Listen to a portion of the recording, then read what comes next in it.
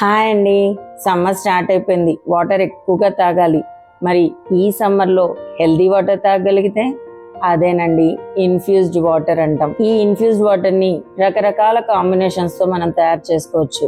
కానీ నేను మీకు ఇక్కడ అందరికీ ఈజీగా దొరికే కుకుంబర్తో ఎలా చేసుకోవాలో చూపిస్తాను. ఈ జార్లో కట్ చేసిన కీరా ముక్కలు, కట్ చేసిన లైమ్ స్లైసెస్, ఏంటండి పుదీనా ఆకుల్ని మనం బాగా ఇష్టపడతాము అనుకుంటే కొంచెం ఎక్కువ వేసుకోవచ్చు, లేదు అనుకుంటే జస్ట్ ఒక 4-5 వేసుకుంటే సరిపోతుంది. ఇది మనకి ఒక ఔషధంలో పనిచేసి చాలానే హెల్త్ బెనిఫిట్స్ ఇస్తుందండి.